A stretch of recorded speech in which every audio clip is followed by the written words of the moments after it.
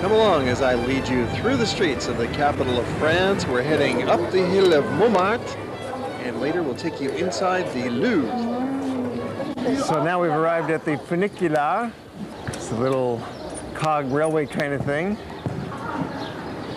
It's a little miniature train that'll take us up the hill. We're going up to see the hill of Montmartre. Sacre-Coeur is done in a Byzantine style. You can see from the domes there, it's got some of the influence from, say, Istanbul and even the Middle East. It's quite a unique building, and it's the highest point of land in the city. So now we just walk a block and a half around the bend, and that'll bring us to the Place de Tertre. This is one of our favorite places to visit in Paris. It is like the postcard or the painting that's come to life. And there's a number of restaurants around the Place de Tertre where you can enjoy a decent meal amidst fantastic atmosphere. This place has got music and it's got the barrel vaulted ceiling. There's creperies nearby. And then after dinner, why not go down to the Bateaux Mouches and take the famous boat ride down the River Seine. If you're really lucky and you time it just right, you'll be able to see the full moon going between the legs of the Eiffel Tower. The tower is always lit up at night in a spectacular fashion, and it's twice as spectacular when the full moon is out. The boat passes many of the landmarks of the city, including the Cathedral of Notre Dame, which we go back to visit the next morning. Gothic architecture at its best here at Notre Dame. Each time we visit Paris with our Hawaii Geographic Society tour, we enjoy walking through the different neighborhoods of the city. It's the best way to learn about a place. So now we've arrived at the very busy street, Rue de Rivoli, and we'll walk down here for a couple blocks. Located right on the Rue de Rivoli is the Hôtel de Ville, the City Hall of Paris. This crazy building with all the pipes is the Pompidou Center. And it's an art museum as well as a library. And it was very radical when it was put up about 18 years ago. It was designed by a British architect and an Italian architect. From the modern, we walk to the ancient. This is really one of the oldest parts of town, oldest church in town, really ancient buildings, and this little lane down here is so cute with the old buildings. We're on the left bank now in the Latin Quarter in a neighborhood where the city of Paris has invested a lot of money in historic preservation. I just love this street. It's one of the cutest streets of town. And it has that bend, which is so inviting. You want to walk down it to see what's around the bend. Let's go do that. We don't have time. Let's just go do that. We're going in. You save this for later. It's a neighborhood you would enjoy lingering in or come back for the evening. So, Samaritaine is just across the river and a few blocks to the left in the direction of the Louvre. That's our next stop is the department store Samaritaine. We can cross, yeah. In our tours of the great cities of Europe, we always like to take some time for shopping so that you can bring some trophies home with you. Now we're in Samaritaine, one of the great department stores of Paris, along with the Galeries Lafayette and Printemps. Everything here is all under one roof, so it's really a marvelous place to shop. We found a spout here that's perfect for pouring olive oil. An ideal present, so buy a bunch and take them home. And now let's have a look at this doorway we're about to enter to get into the back door of the Louvre. It's on Rue de Rivoli, and it is the Carrousel du Louvre. So we go in here. So this is the kind of secret back door of the Louvre. And this takes us into the shopping mall and the restaurant area. Don't tell anybody else, but this entrance off of the Rue de Rivoli is a very good way to get in and avoid the crowds. You don't go in through the pyramid, go in the back door through the Rue de Rivoli. Lunch won't take you really more than a half hour, and you might want to poke around for 5–10 minutes. There's toilets down there if you need them. So we're going to say at 12:15, we're going to meet right here at the upside down pyramid. You can get a quick and tasty, inexpensive lunch at the cafeteria at the Louvre, and you never, ever have to wait more than 5 or 10 minutes. I've been through there about 15 times with groups, and I know where the good stuff is at. And that way, you don't need to go just wandering off on your own and wondering where it's at. So it's really best if we stay together as a group as we go from room to room. So we've got a lot of big challenge in front of us. So let's go. You're looking at the longest gallery of art in the world. This is the Grand Gallery. It's huge. It's mostly Italian Renaissance. And we'll see Mantegna, we'll see Bellini. This is a sculpture by Canova. We saw him in Italy. And it's Cupid and Psyche. These are the two that got the most polishing done by Michelangelo. Initially, he wanted to have as many as 40 sculptural figures on the tomb of Julius II. Instead, we only have these two, and they didn't make it onto Julius's tomb. They're here in Paris instead. There's 4 Leonardos in a row at this point. The Mona Lisa, what a fabulous painting. She is the most famous painting in the world, bar none. It was really probably Leonardo's favorite painting. He kept it with him when he moved to France. He lived in Paris, you know, in his final years. He lived in a chateau just outside of Paris, and he was still working on the Mona Lisa. For years and years he worked on the Mona Lisa. He kept her under his bed. Very special painting to him, and he gave it to the king. And that became the beginnings of the Louvre collection. One of the very first pieces in the Louvre. Another exciting piece is Veronese's Wedding Feast at Cana. You see they're pouring the wine, they're turning water into wine, and it's just a huge ribald scene. Now you're looking at a famous piece, right? You recognize this one.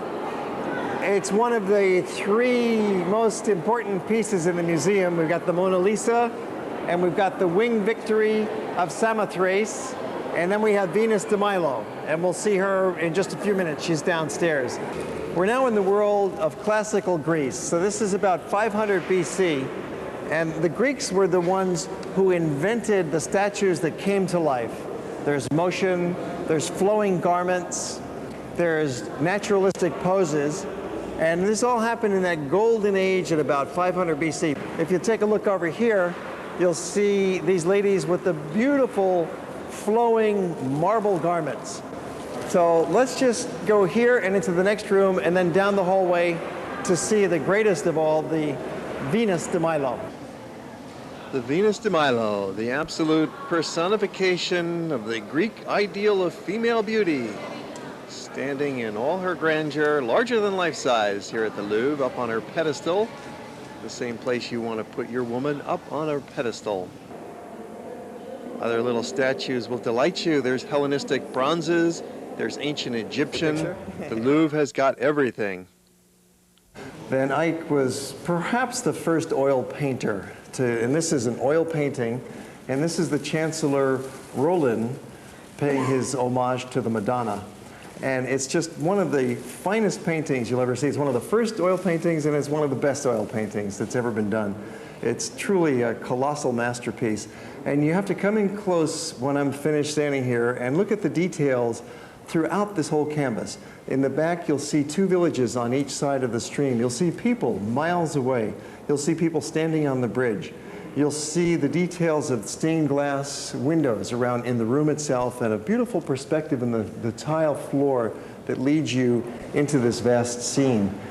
And there's a large collection of Rembrandts in the Louvre that fills an entire gallery. We have Liberty Leading the People.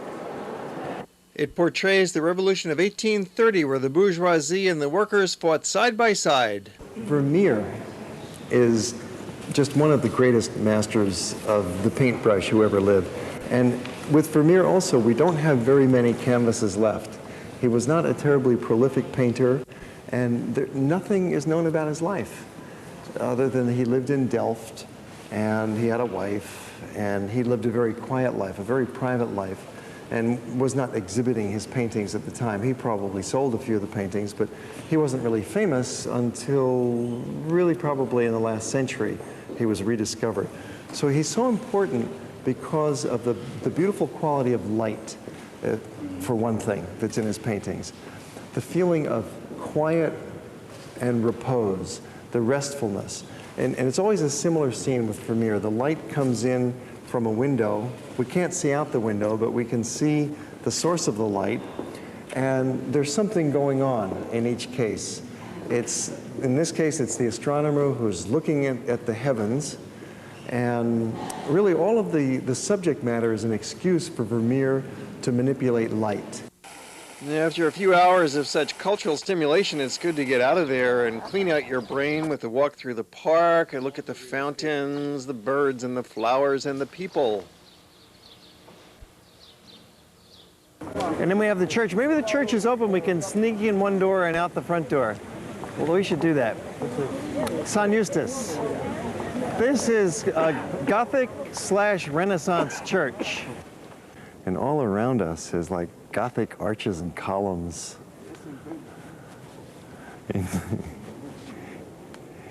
And the ceiling is just fantastic, huh? Wow. We're on our way to dinner at La Pierre au Cochon. This is the Foot of the Pig. It's a very traditional, typical brasserie in the heart of Paris, in our neighborhood by the Hotel of Les Halles, and we loved it here. We had a great time. You can get all the classical French dishes at this restaurant in beautiful surroundings with very good service. You could just have soup and salad or go the whole way with a 5-course feast. It's so pretty, it's like a Renoir party come to life. Now we're going into one of the great art treasures in the world, the Musée d'Orsay. The Impressionists are all here. We've now entered the ORsay, and this was formerly a train station in the last century. In this museum, we'll find the largest collection of Impressionists in the world. This is the place to find the real motherlode of these treasures. Seurat's in here. He's a post-impressionist, and we'll see him towards the end, along with Van Gogh and Rousseau and others like that. We're going to see Pissarro. We're going to see Renoir, of course, Monet, Manet. We'll see the early forerunners of Impressionism, Corot and Millet. Degas. We'll see Degas, yeah, with his little sculptures, too. He'd like to paint the little ballerinas. The little ballerina. So we're going to start our visit to the museum by just walking through the sculpture gallery here. And look at the clock. Look at that clock up there. That's the original station clock. These are all original. The galleries were put in on the ground floor. Now we're going to start basically chronologically. And so we're going to go into this first room and we'll see some paintings by Millet and Corot. These are realists that were just before the Impressionists, from like 1820s, 1830s.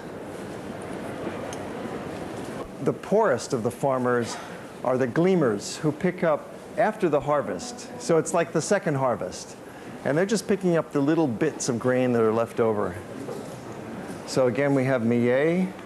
And Monet was really about the earliest of the Impressionists. And this painting you're looking at with the naked lady is called Olympia.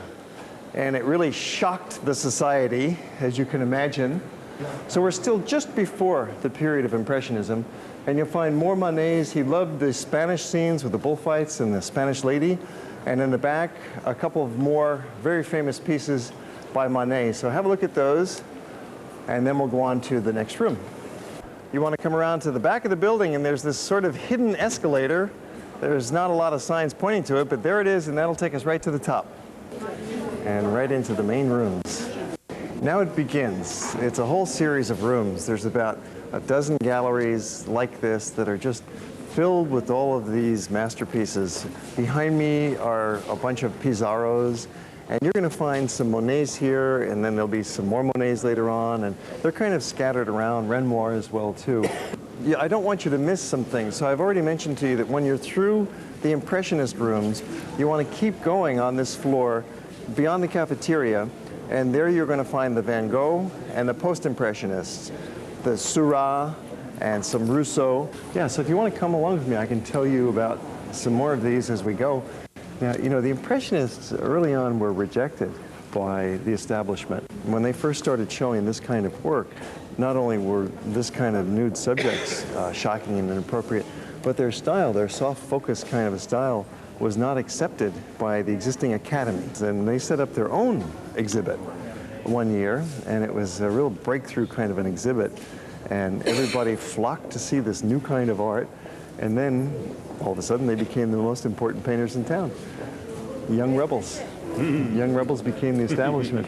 And now these are the most expensive paintings in the world. Degas with a different kind of a subject, the working ladies. These are maids, and they're doing the ironing. You know, they're taking care of business.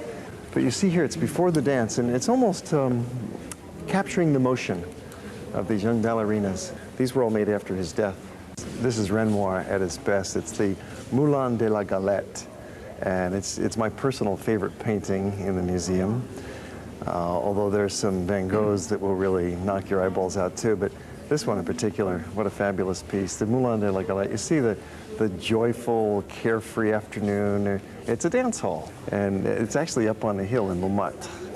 It's a place that they used to really love to just hang out every day. They'd be up there. So Renoir captured this feeling of motion and entertainment and the light, the dappled light coming in, the sunshine and the shadows. Over behind me now is 3 paintings by Monet of a cathedral at Rouen. And it's the same cathedral, but each painting looks a little different because it was different seasons or different times of the day. And he painted them all from the same place. He had a room there overlooking the cathedral. And it just shows the different interpretations of reality. You have that same structure, but it looks so different in each one of the paintings. He did the same thing with a series of haystacks, too, different seasons, different times of the day. This is a self-portrait by Van Gogh. And in here, he really broke all the rules. Look at the wild color and the brush strokes in there. It's almost the face of a lion somehow. The color just streams back. And he did a series of self-portraits like this. There's about maybe 10 of these kind of self-portraits, but I think this is the finest of all of them. It's just so colorful and so unnatural and unreal, and yet it fits together so beautifully and harmoniously. Self-portrait. And then on the other side is a real famous Van Gogh, the artist's bedroom. You see, this is the room that he lived in the little town where he ended his life. And that was his actual room. You really should make time in your visit to Paris to go into the Musée d'Orsay. It just has the world's greatest collection of Impressionist masterpieces. We segue from painting of the train station to the real thing. We're leaving Paris. We've had 3 full days and nights here. We've done a lot. We've accomplished everything on our list. So now it's time to go. We're off to London, going by train underneath the English Channel. It's the Eurostar, Europe's newest, brightest, fastest train, in first class deluxe with the food brought to us and served at our seats. What a treat. And while riding along, we reflect back upon our visit to Paris with our Hawaii Geographic Society tour members. I enjoyed visiting among the people that's actually living there. You know, you kind of walk in the streets, for example, last night in the Latin Quarter, just among the locals. Of course, there are a lot of tourists there too, but I think it's kind of sad for the people coming to Waikiki in Honolulu, just being among tourists. Right. I enjoyed that. How'd you like Paris? How about the food? Yeah, sure.